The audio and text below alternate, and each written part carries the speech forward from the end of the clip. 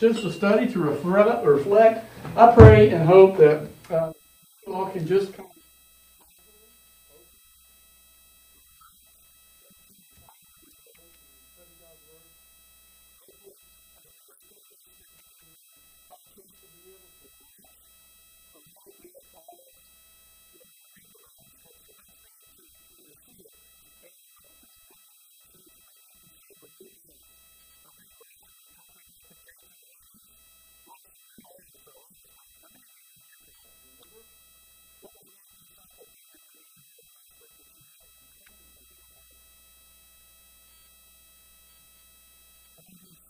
Then raise your hand. How about the gates of Hades? When Jesus turned there at Caesarea Philippi, we know that that's where they were a lot of pan worshiping, a lot of false gods, fertility gods, the water coming out of the cave. That would have been maybe the site where Jesus was as he turned and says, "Get behind me, Satan." What was behind him? Gates of hell. Yeah, not only Peter, but the gates of hell, where they had been, quote unquote, worshiping the false gods. And then he said, "Not even the gates of hell can stand against me. Upon this rock I will build my church." Do you remember that? Yeah. Not only is it that parallelism of understanding on the rock of Peter, but more so that on the gates of hell I'm going to build my church. This false stuff, out of that false stuff I'm going to show you, and the gates of hell can't stand against it. I thought that was pretty pivotal when we talk about where Christ is and what he's going to do in his work. What struck me was that image of the fortress that was being, attacked, and the idea that it's really not Christianity that's being attacked. It's the gates of hell that are being attacked by Christianity. Yeah, the whole idea that we've been taught, the Sunday school answer, I think was what you're alluding to, that no matter what, the gates of hell, they can't take Christ down. This church, Satan comes after and attacks it, we're going to stand. Yes, that is true, and yet with this imagery, it's not the church that's going to stand, it's the church that goes against the gates of hell, and Hades can't stand. The gates of hell can't stand. Satan can't stand against Christ and his church. I love that as well. Any other thoughts? Yeah, the idea of the varying gods that will worship Baal and whatnot, and the fact that individuals apparently climbed up on that rock and chiseled out images of what they would represent, their representation of their God. Yeah.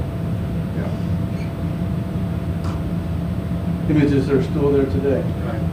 And with the three rivers that come together to form the Upper Jordan, and its rapids coming off Mount Hermon, flowing down some 9,000 feet down into the Sea of Galilee.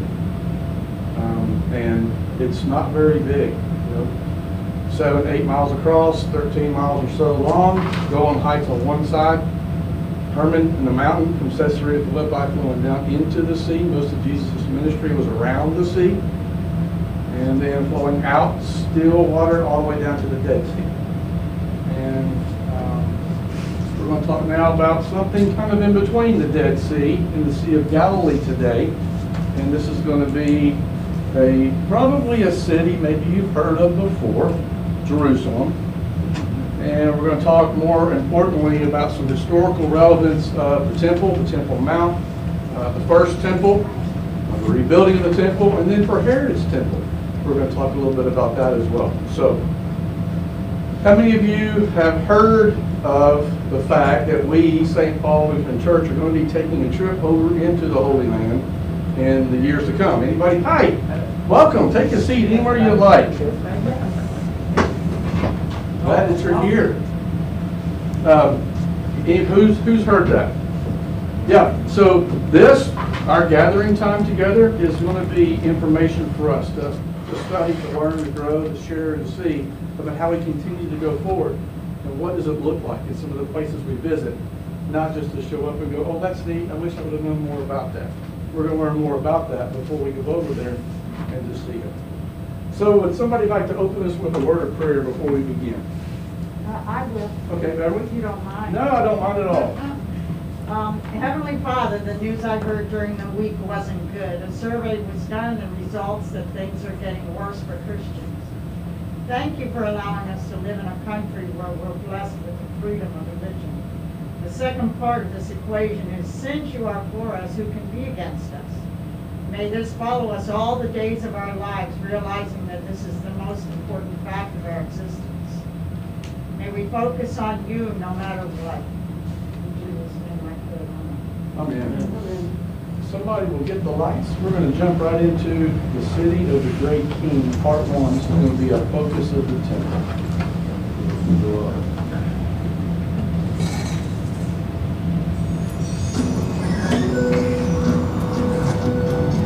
The ancient land of Israel is a testimony, an evidence of the greatness greatness of what God did in that country. a testimony to the truth of of the words that we find in the pages.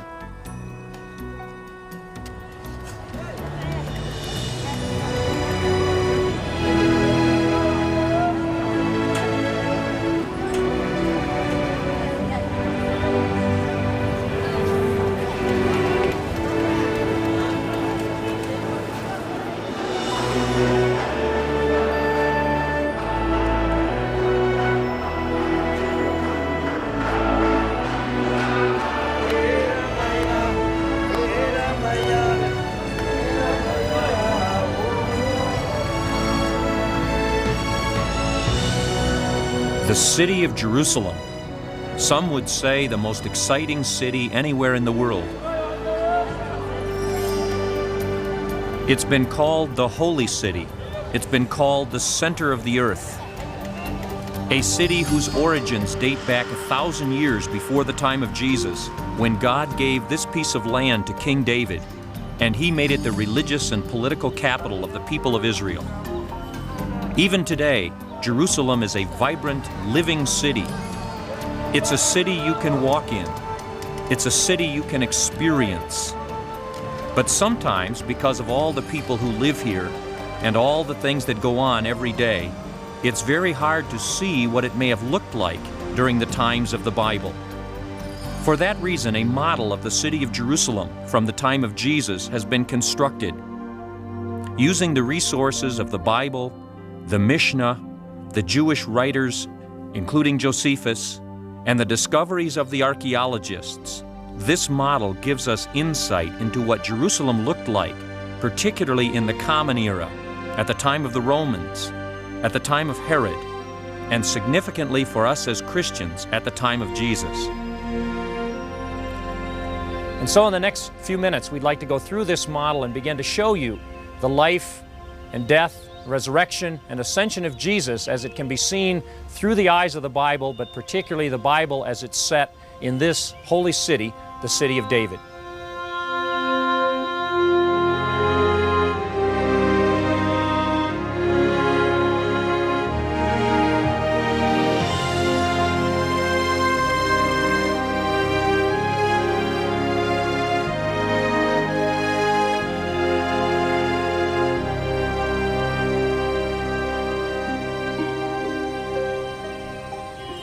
By the time of Jesus, the city of Jerusalem had expanded greatly and was composed of several different sections or districts, divided by walls or natural features. On the eastern ridge, David's Hill, or the Ophel, was the section of the city known as David's City. In the Tyropoeon Valley, just to the west of it, was the lower city, home to most of the ordinary people at the time of Jesus. On the higher western hill was the district known as the Upper City. Here wealthy Greeks and Romans lived. Here Herod had his mansion. Just to the north, divided by a wall built by King Herod, sometimes known as the First Wall, was the market section or the business district of the city. Outside the wall that surrounded the market section, a newer section of Jerusalem was being built. Here, wealthy Greek and Roman people built large villas, expanding the city further to the north. The oldest part of the city of Jerusalem in Jesus' time was the city of David. Located on a narrow ridge to the eastern side of the city, this small section enclosed approximately 10 acres. Not many people lived here, and yet it was a very significant part of the city of Jerusalem. It had been, after all, the home, the capital of the great King David. It was also located immediately south of the Temple Mount. So anyone who chose to come up to the presence of God, to go up to the temple to worship, passed through the city of their great king in order to do so.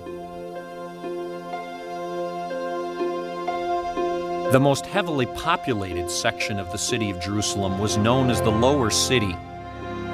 This section of Jerusalem may have been home to as many as 30 to 40,000 people. Some scholars believe that Herod's hippodrome, arena, horse racing track, was located in the Lower City. On the southern end, the Pool of Siloam, the main water source for the people of Jerusalem.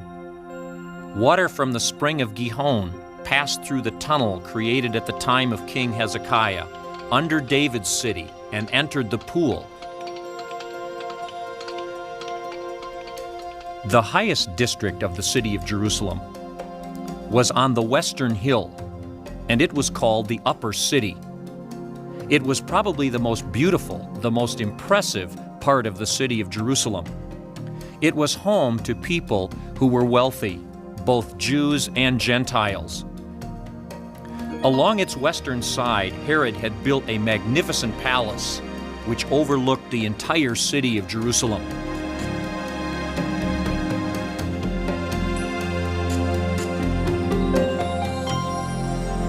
The most dominant feature of the city of Jerusalem at the time of Jesus was this large Temple Mount here, spread out at the highest point on the ridge we know as Mount Moriah. Originally, God had instructed Solomon, or David actually, and then his son Solomon, to build the temple somewhere in this area, and became the central focus of the Jewish religious faith. When Herod came along and decided to reconstruct or remodel, however you want to refer to it, this Temple Mount, Herod decided that the area that he had to work with wasn't large enough. And Herod expanded it to make it large enough for the volume of pilgrims and for the kinds of activities that he wanted to go on here. And what you're seeing then is a reconstruction of that Temple Mount. What Herod did was to build a series of retaining walls, this one on the eastern side, that one there over on the western side, running along on both sides of that ridge, which you can imagine running down the middle beneath the floor.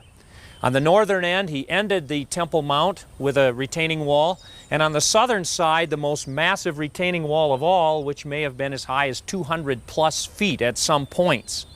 He then filled that area in level with his retaining wall. He built a floor, making the whole area flat, then continued his wall higher until at last he had enclosed this entire area referred to as the Temple Mount. The size is staggering. It's just amazing how huge this area is. The Temple Mount itself was more than 1,200 feet long, 4 football fields plus in length. It was over 800 feet wide. Just an enormous enclosure that would hold literally hundreds of thousands of the pilgrims who came here for Passover and for Pentecost and for the fall festivals, including Jesus and the disciples at certain times in history. It's made of that distinctive Herodian style of architecture or of construction. Just look at the joint. It's almost, if you take a credit card, like this, look at that. I mean, it literally, well, there it's weathered a little bit, but it literally will not go in between there.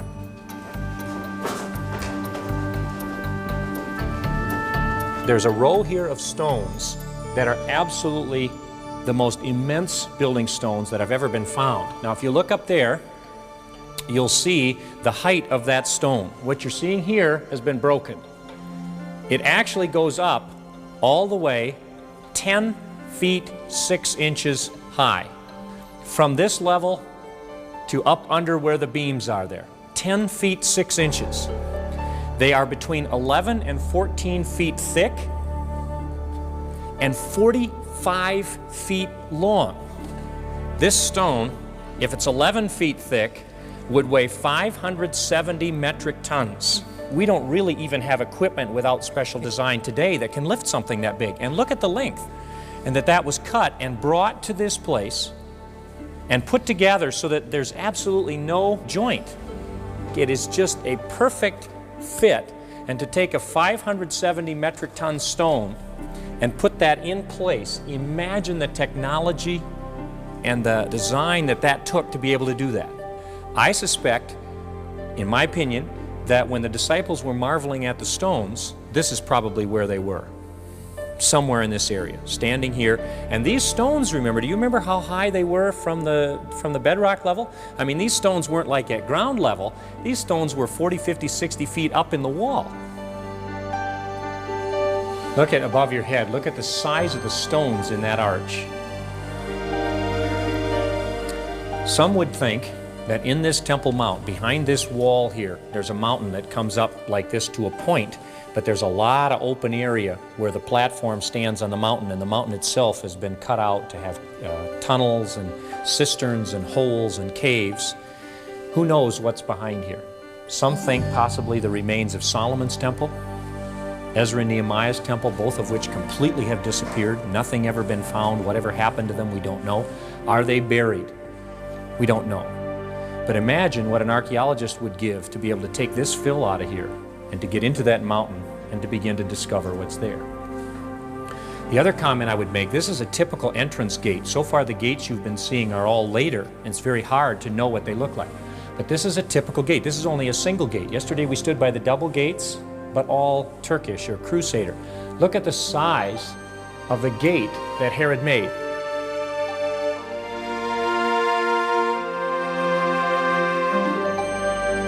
He then added to that structure by building a colonnade around the outside, and you can see there across from us all of the marble columns that he constructed just inside the wall in order that this floor might be supported on one end by the columns and on the outside end by the wall itself, creating a huge open mall area.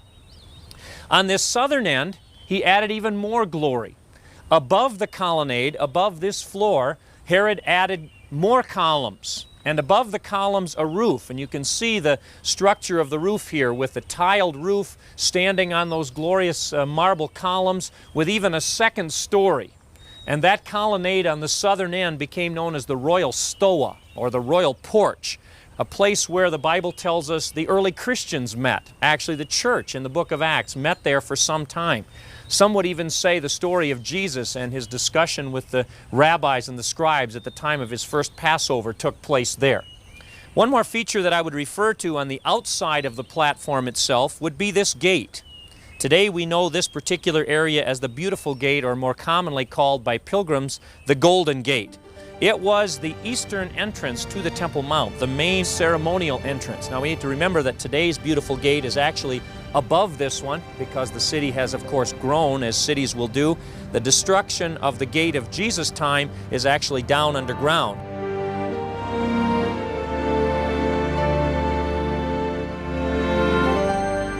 Now on this eastern side there was a place where there was a lower platform like this and a main gate. And that's the gate the Bible calls the Golden Gate or the Beautiful Gate. Now you're actually sitting inside of the place where the gate is, so you're seeing a gate from inside.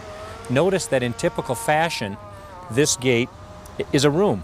Remember how we walked through the gate chambers and I kept telling you it was a room? Here you can see an example of what that room looked like. In the Christian tradition, this is a significant place for two reasons. One is that there's a story in the New Testament of the apostles Peter and John coming to this gate, and as they walked in this gate to go up to the courts here to pray, there was a man sitting in the gate begging, and he asked for money. And Peter and John said, "We don't have any money, but what we have we give you. In the name of Jesus of Nazareth, be healed." And you remember they healed the man, and that would be right here at the gate called Beautiful. We also know that around the outside of this court, under the area called the colonnade, the buying and selling went on, connected with what was needed for the temple itself. Buying and selling of sacrifices, the inspection of animals, and the changing of money. Now some say the buying and selling went on in the northern end, near the gate where the sheep were brought in for slaughtering. Others say it was more on the southern end, under the roof of the royal stoa. What we do know is that immediately after his triumphal entry, Jesus entered these courts and drove out the buyers and sellers. The next thing that he did immediately was to drive out the buyers and sellers. implying, at least it seems to me in the text, that the place where the buying and selling went on was in proximity to the gate that he entered. Now we happen to know that the buying and selling went on primarily in this outer area called the Court of the Gentiles. And I think that helps to understand something about what made Jesus so angry. Because you see, in the Jewish rabbis' tradition, they said, you may buy and sell. You may sell religious things. You may buy and sell animals and incense and things to offer and so on, as long as we do it in the Gentile court. Let's not do it in the courts where the Jewish people go up to pray. Let's not interfere with the Jewish people praying. Let's do it in the Gentile court. Now, I think that's the primary source of Jesus' anger. I don't think Jesus was angry because they were buying and selling. I think Jesus was angry because they had the nerve to suggest that it was okay to disrupt what went on among the Gentiles. And let me show you why I think that. Here's the passage. On reaching Jerusalem, Jesus entered the temple area. He began driving out those who were buying and selling. He overturned the tables of the money changers and the benches of those selling doves, and would not allow anyone to carry merchandise through the temple courts. And as he taught them, he said, "Is it not written, 'My house shall be called a house of prayer for all nations'? And you have made it a den of robbers." And it seems to me that the focus of that passage was Jesus' reference, "My house will be called a house of prayer for all nations." In fact, the quotation that he's making there comes from Isaiah 56, and in that chapter, Isaiah says, "Foreigners who bind themselves to the Lord to serve him, to love the name of the Lord and to worship him, these I will bring to my holy mountain and give them joy in my house of prayer, for my house will be called a house of prayer for all nations." Okay? So the focus would be that Jesus came here and said, how do you dare disrupt these folks from their opportunity to worship God with that kind of attitude? It's the house of prayer for all nations, not just for Jews. The second thing I'd like to note, it's important to me that we understand that the opposition to Jesus came not from the average person, probably not even from the Pharisee class of people, with few exceptions, but came primarily from the temple authorities. This was an area under the control of the Sadducee group of people. They had been given their place of power at that point, supported by the Romans, and they were comfortable in most senses with life as it was. And Jesus coming here was very much a confrontation with the authority that ran this temple, and coming to those columns and driving out the buyers and sellers and hitting at the very economic base of the temple itself and of the temple authorities would have been a direct challenge to those people. And we know then it was the chief priest and his assistants who became responsible for plotting the death of Jesus. Now, between the court of the Gentiles and the next court is a small, low wall called Sarek, or the balustrade. Now, the function of that wall was to create a clear division between those who were Gentile, those who were out here, and those who belonged to the covenant with God's people, who could pass through the openings in the balustrade, in the fence, and could climb the steps and go into the inner courts to participate in the temple itself.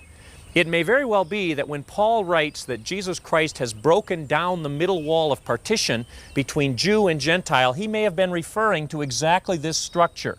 So if we go from the Gentile court and we go past that balustrade, past that fence, and climb the steps, we enter into the next court. Now you'll notice that court has 4 smaller courts in the corner. The larger area, just at the top of the steps, is called the Court of the Women. Now, that name did not refer to the fact that only women could go there. The name referred to the fact that that's as far as the women went in their participation in the temple function. In that court, the main worship services of the temple took place, and the priest would officiate in those worship services at the top of those semicircular steps that you see just on the far side of the women's court, right in front of the gate. In the case of the early Christians, the Christians worshiped daily in the courts of the temple, probably referring then to the court of the women. Now, the 4 inner courts also had special function. The one in the lower left is called the Nazarite court, and that was a court set aside for people who were living examples of separation. All of us are supposed to be separated from sin. So in order to keep that separation theme alive, the temple itself had a court for those who had taken a vow of separation. On the right is the chamber of the court of the wood, where wood was kept for the sacrificial fires and for producing the coals that were used on the incense offering. On the left side here is the court of the oils, where various kinds of materials were kept for incense offerings and such. And on the right, the court of the lepers, where lepers could go and participate in temple function without mixing with the crowd because of their uncleanness, or where they could go to find a priest who could pronounce them clean in the case of leprosy having been cured or healed. To the west side of the court of the women, you see the beautiful gate called the Nicanor Gate. To the left of that gate, you see the ramp of what was the holy altar, that huge sacrificial area just inside. And that court where that altar stands was known as the court of the Israelites. And that would be the place to which Jewish men who were of age to be religiously responsible could go to participate in the sacrificial system that went on here. The altar was made of stones that had not been cut by tools, according to God's commandments in the book of Exodus, and all of the sacrificial offerings that went on here went on at the top of that altar daily, day and night, for all those who came to find fulfillment of God's promise that He would forgive sins. Just beyond the court of the Israelites is the temple itself, built of the best marble Herod could find, of 3 different types of marble, built as one of the most glorious buildings probably in the whole world at the time, certainly in all of Herod's construction, that center of the faith of the Jewish people. You notice in front of that temple 2 large columns, actually half columns against the face of the temple itself, made of a different colored marble. Those columns were a copy of the columns God had told Solomon to put in the temple in the Old Testament. They were named Yakin and Boaz, stood out in front of Solomon's temple, and Herod replicated them with those marble half columns against the face of his temple. Very likely that in the Jewish understanding they represented the feet of God. The Bible talks about God's throne being in heaven and the earth being His footstool, and to their minds those columns represented the place where His feet came down and actually rested on this earth, because after all, that temple represented the place where God Himself lived. If you went in through that huge entrance, you would come to the first court, or the first inner room, called the Holy Place. And in it, the table of showbread, the altar of incense where Zechariah had been told that the birth of his son would be the birth of the one who would prepare for the coming of the Messiah. And then beyond the huge veil that hung down from the ceiling, the holiest place of all, the Holy of Holies, the place that represented the very presence of God. And the symbol there, the profound symbol that at the moment of the death of Jesus, that veil separating that most inner court, accessible only to the highest of the priests, suddenly ripped or was torn, and now there was access to the very presence of God, and making even more incredible our understanding as Christians, the fact that God comes and lives inside of us, and we have become His temple.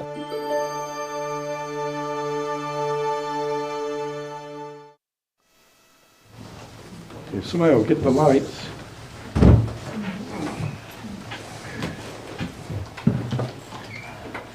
So what did we learn? It's one thing that stood out to you. Anybody? Good talk. I had no idea that the lepers were allowed that close to the temple. I always, in my mind, had them isolated off in some area that nobody would go near, and yet here they were. Yeah, they would be, those at that time, Ray doesn't get too much in the spin of that, but you remember the parable of the 10 lepers? And Jesus said, go show the priest, right? That's where they would go to show the priest, more so than those. And then also the leper that was healed right outside would have been at the gate of Canor at the beginning for that Peter to do that healing there. You were going to say, Chris? Yeah, that idea, the cleansing of the temple idea of, the Gentile court and Jesus' comment about that's a house for all nations. I hadn't thought of it that way before. That was an interesting way to put it. And we know that was happening at the time of Jesus. How? Do you remember?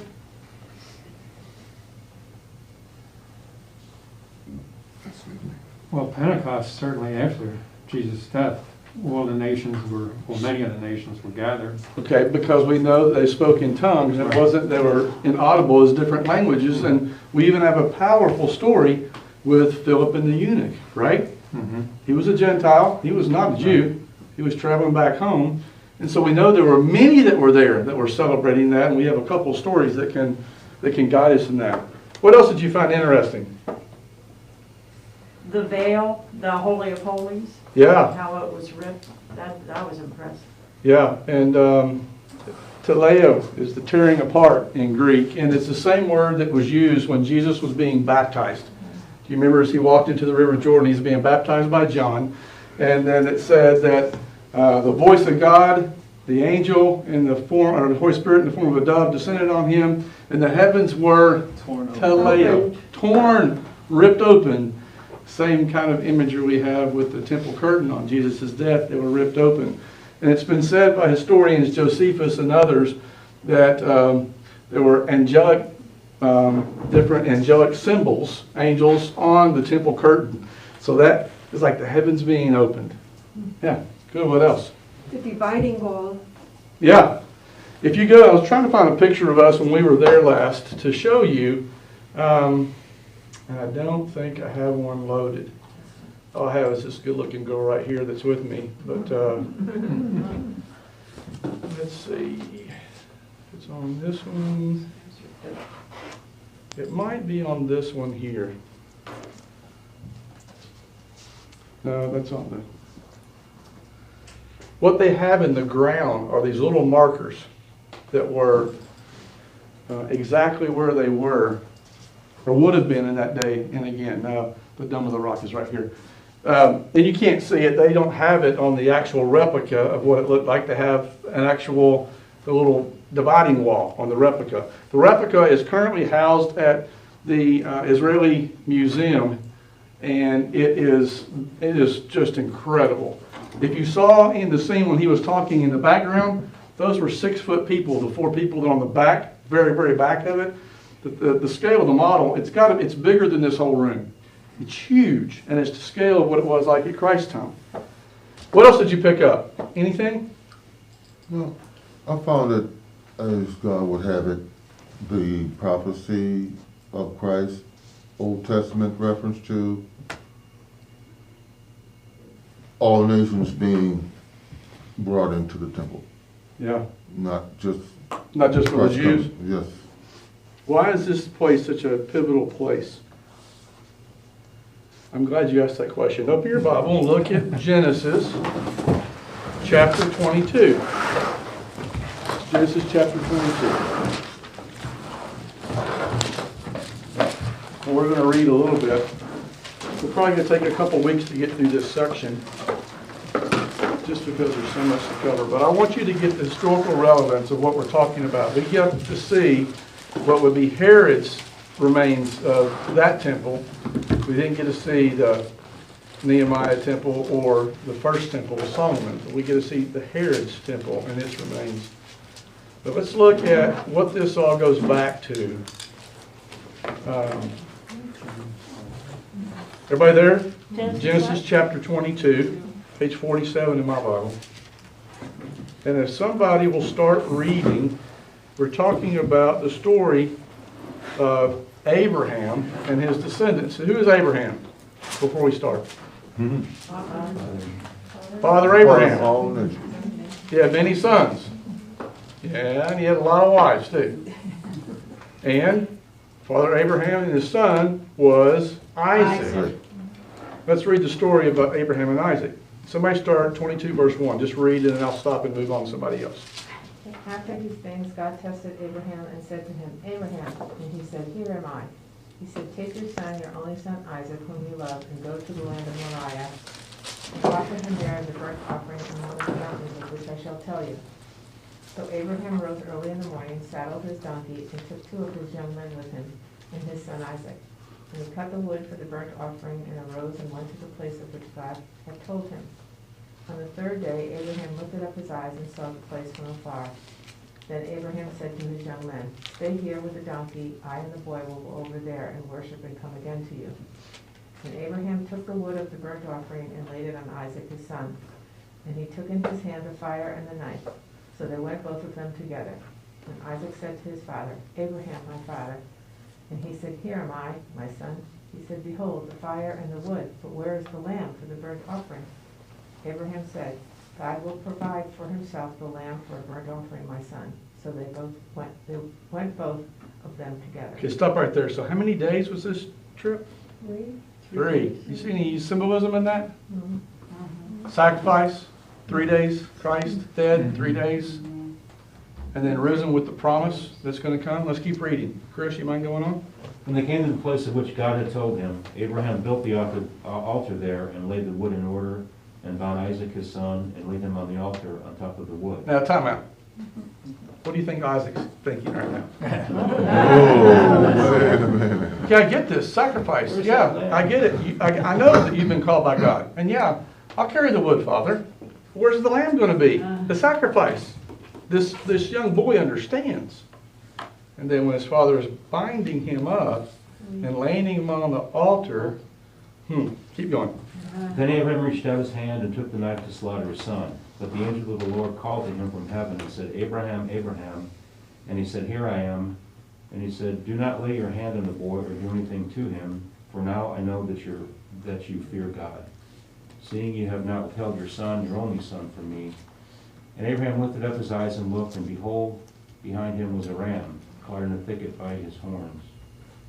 And Abraham went and took the ram and offered it up as a burnt offering instead of the son. Okay, stop. Who's he, Abraham, recognize he's talking to? Who is this angel of the Lord, quote unquote? Jesus. Look again at verse 12 and read it. Yahweh. Read 12 again, somebody. Out loud. He said, Do not lay your hand on the boy or do anything to him. For now I know that you fear God, seeing you have not withheld your son, your only son, from me. From who? Me. From me. Okay. Keep going then, Chris. From where you left off.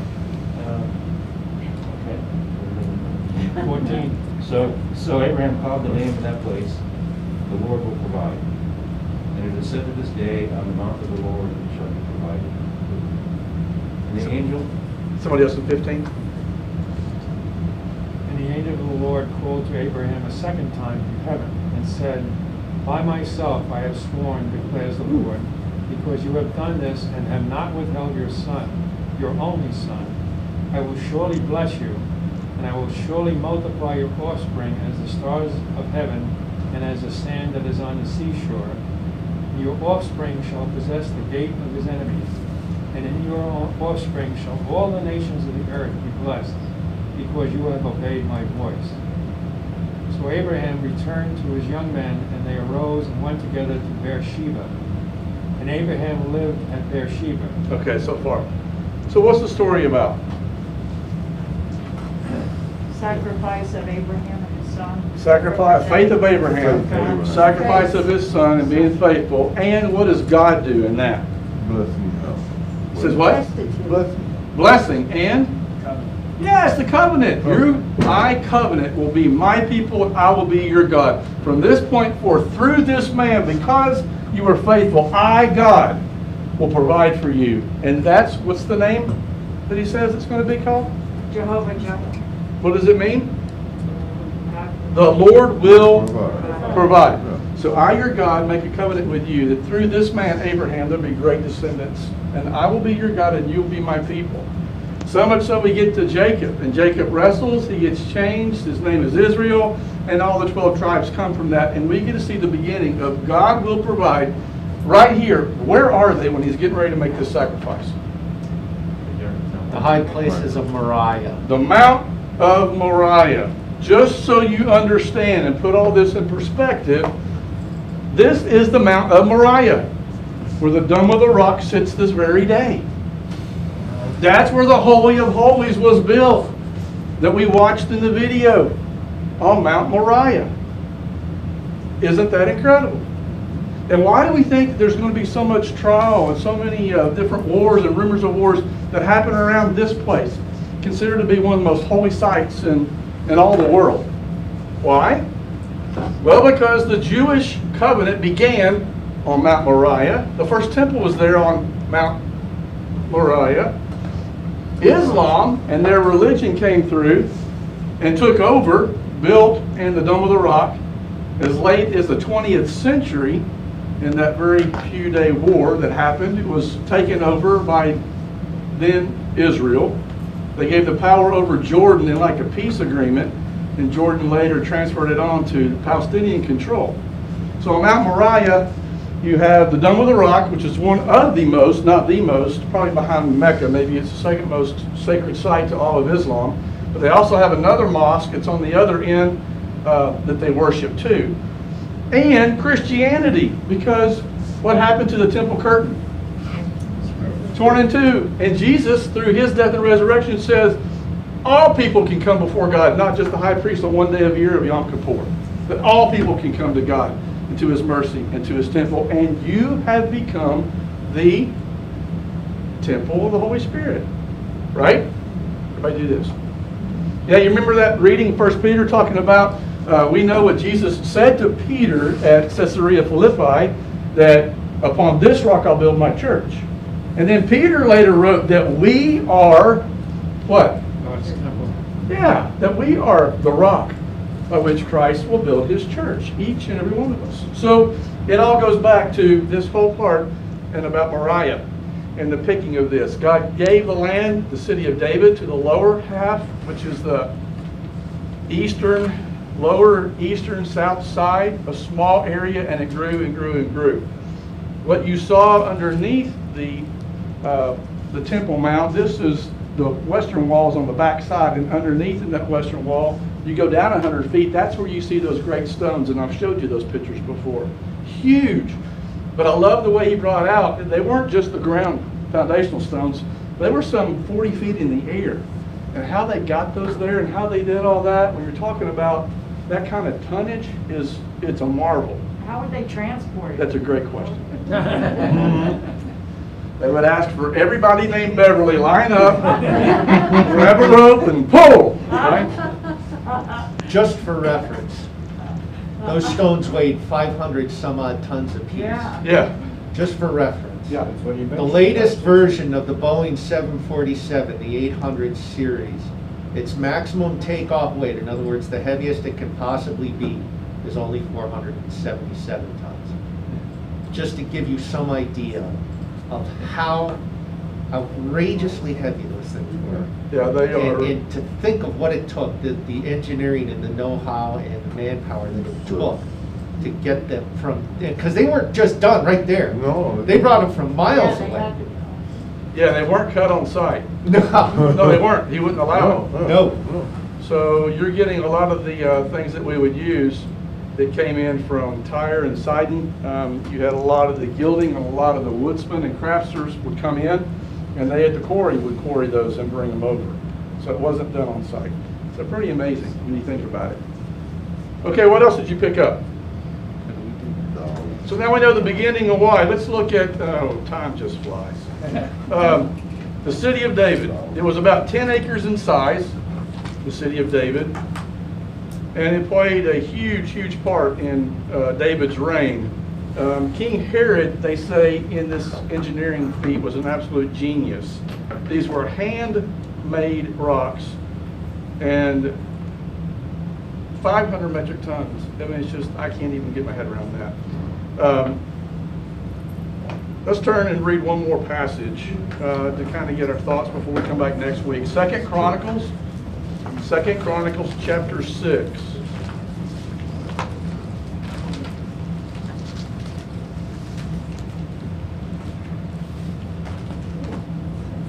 Second Chronicles chapters 6, verse 5 and 6.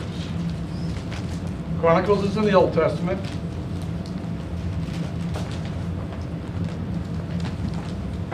It greatly parallels Kings.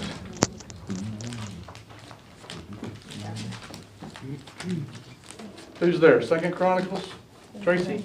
Since the day that I brought my people out of the land of Egypt, I chose no city out of all the tribes of Israel in which to build a house, that my name might be there.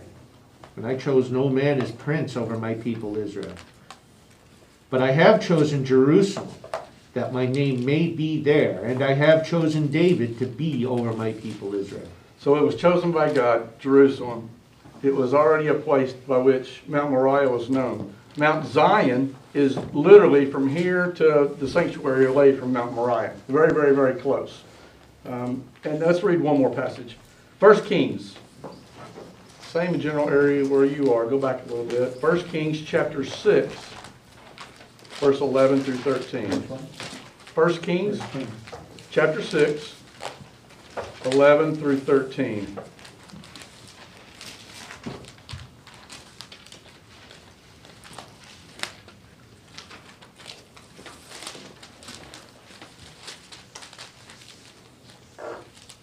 Somebody have that?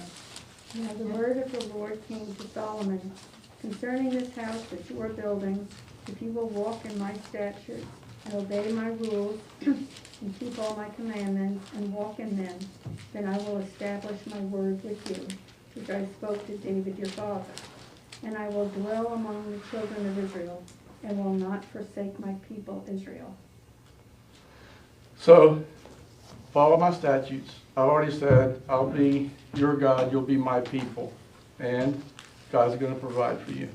That's the promise that I made, and I'll continue making as we go forward. A lot centered around the worship life of the temple. A lot centered around the temple. Okay, what questions before we close? That's just scraping the surface. Next week we'll get a little more into the temple and the history of that. Anything else? Question. Yes. What caused Herod to build this large Jewish temple? It's not just the Romans tolerating Jewish religion, but he went to all the expense of either building the temple himself. Why? Yeah, he had to reestablish and build, and that's just part of who he was. He was more of a puppet for Rome at that time. He was, and if you look at the temple and what he built, and it's all of its grandeur, and look at his house up on Mount Zion, size-wise, his house is bigger. And then you go on down over into Caesarea Maritima, and you can see his house there was incredible. First one to have that underwater concrete that he built, his whole dock and harbor, and then the horse racing and all that happened there. And then you go further down to Masada, and you see his temple up with 3 different levels. And he was a huge, huge genius of building. And he knew that if he wanted to keep the people appeased, that they would have to do this incredible. And he wasn't going to have it to be anything less than just incredible. Even so, when we showed you the beveled out edges, you know, they're about 4 to 6 inches on each of that huge stone. They didn't have to do that, but he did, because that's just the way he was. Any others? Okay. Somebody like to close us with a word of prayer? I will. Beverly, look at you. I've been writing these all week. Holy Father, you are our refuge. As we go through day by day, may we always be reminded that you have the whole world in your hands. May we take the time just to look up and acknowledge you and thank you for everything. May we just thank you for living and breathing and praise you. In Jesus' name I pray, amen. Oh, yeah. Amen. All right. Go in peace and serve the Lord.